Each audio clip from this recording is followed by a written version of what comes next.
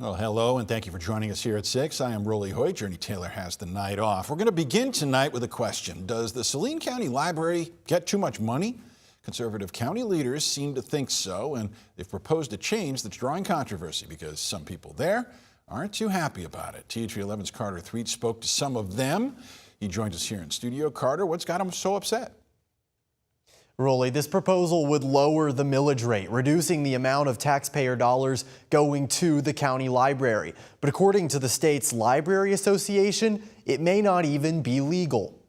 The way I look at this ordinance is that we are making a decision to put this in the hands of the voters. That clip from last month's Saline County Quorum Court meeting, which included the first reading out of 3 of this ordinance. It would lower the library's millage rate from 1.7 mils to 1.1, meaning you'd pay $30 less each year on a $250,000 property. The ordinance argues the county's growing population would still allow the library to operate at the lower rate. I'm voting to maintain this and put it forward for the voters to decide. Not everyone feels this way. Adam Webb is the president of the Arkansas Library Association, so he generally opposes cuts to library funding. He says that this ordinance may not even be legal. It was initiated by the Quorum Court and not by a petition of the people, which is how we understand that these funding issues are supposed to happen. Webb refers to Amendment 38 of the Arkansas Constitution, which requires 100 tax-paying electors to file such a petition,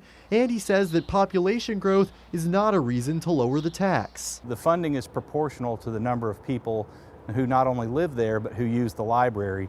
And so I can't imagine serving more people, as they have pointed out, with less money. County Judge Matt Brumley declined an interview, as did the ordinance's 3 sponsors on the county quorum court. But in a statement, Brumley said this proposal would continue to support the library while allowing residents to hold on to more of their money. I think it's important to note that the overwhelming majority of Arkansans love their libraries and want them funded well.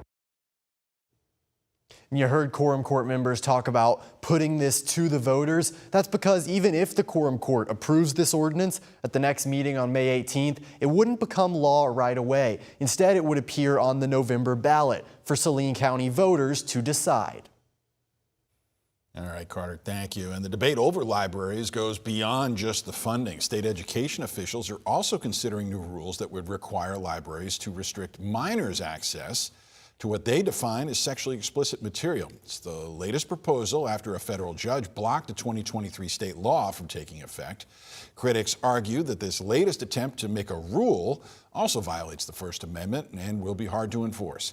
Alabama, Missouri, and Mississippi are among other states that have similar measures right now. It has been a hot Friday afternoon here in Central Arkansas. The temperature today topped out at 90 degrees at Little Rock. That's the second time we've done that this year. The first time was all the way back on March 22nd. Right now, the numbers are still into the upper 80s to low 90s, with the exception of Northwest and North Arkansas because of clouds and rain.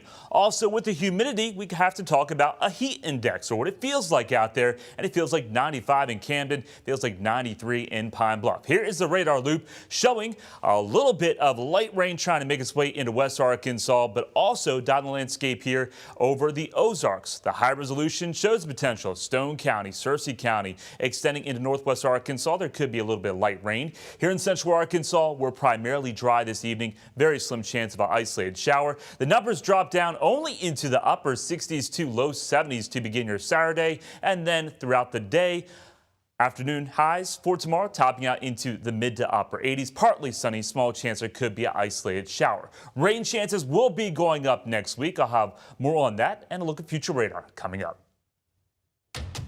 All right, Nathan, thank you. Efforts to reverse the rise in gas prices continue with the latest proposals, including a call from State Rep Kendon Underwood for a special session that could suspend the state's gas tax for 90 days. But tonight, I want to focus on the trucking industry, and more specifically, the impact it's having on small trucking companies like Carmen Inc. up in Northwest Arkansas, Fort Smith. They run about 45 trucks throughout the Midwest. That size means they can't get pre-sale or pre-buy their diesel fuel, and that leaves the company's president with no choice, he says, but to pass on the cost to their consumers.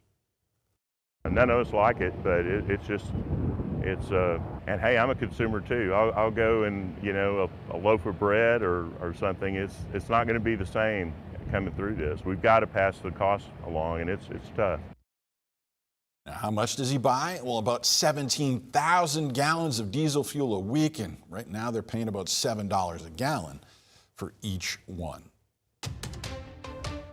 Developing tonight, the Arkansas Supreme Court has dismissed an appeal from Governor Sarah Huckabee Sanders in a lawsuit over the timing of the special elections this year in District 26 and House District 70.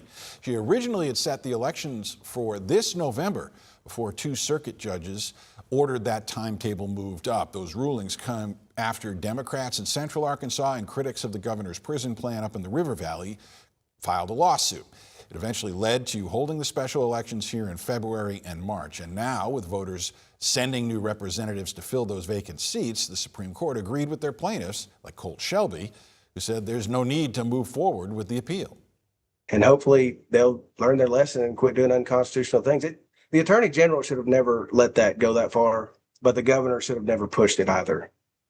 I think everybody that deserves representation should have that representation. The government is supposed to protect the people, not take away their rights. Shelby is running for governor as a libertarian. The decision by the High Court avoids the central question that the governor created, though, whether she's got the authority to set special election dates. Attorney General Tim Griffin had criticized the dismissal yesterday, saying the state will likely need the justices to weigh in eventually. The U.S. Supreme Court, meanwhile, has restored access to the abortion pill mifepristone by mail in every state.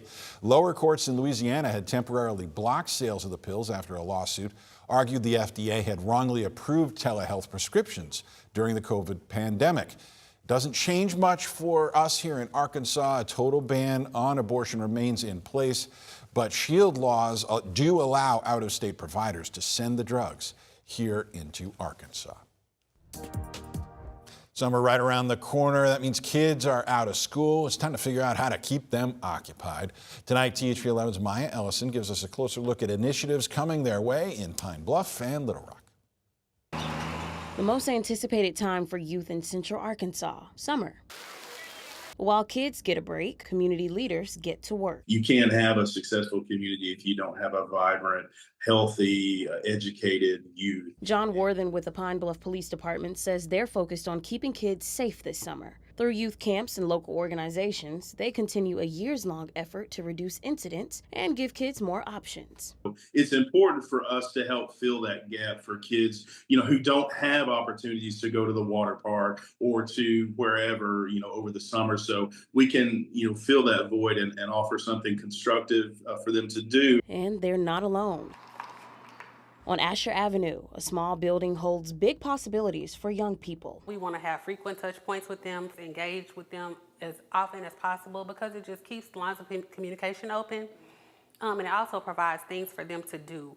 Executive Director Billie Jean Woods is in planning mode, preparing to serve more than 50 kids this summer through a variety of programs. We also have the Experiential Learning Lab program where students get to learn hands-on skills. She shows off one project, a magazine where kids see their work come to life. They were inspired by some of the historical landmarks that we visited and tours that we experienced. Woods says she's aware of the new curfew guidelines approved last month, a move city leaders say will promote safety. We found that there were a lot of youth after the hours of curfew, and so we wanted to make sure that we reinforced that curfew at 10 p.m. to 5 a.m. Monday through Monday now. But Woods says safety also comes from community. With a hands-on approach, she's hopeful this summer will be a positive one. We need them just as much as they need us, and to work harder to create opportunities for them to utilize all of the things that they have inside of them that are going to make our city better.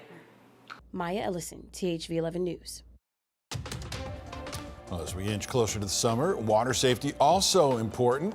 We'll show you the training taking place on Lake Hamilton, that making sure boaters and swimmers stay safe. And if you're watching from Greer's Ferry, tomorrow is a great day to go out and do some cleanup in the city park. Keep Arkansas a beautiful event. That's what's happening for this weekend. Temperatures will be into the 70s. Lots of clouds. Small chance there could be an isolated shower. Better chance of maybe more coverage of showers and thunderstorms on your Sunday. I'll have your complete weekend forecast and talk about how much rain we could see over the next 7 days coming up.